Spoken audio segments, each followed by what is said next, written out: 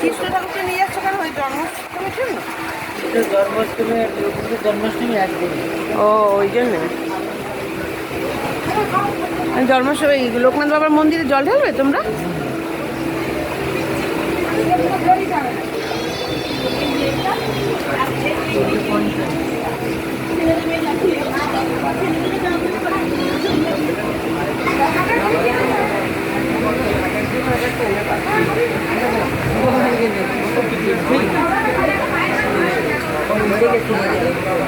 আজকেই ঢালবে জল?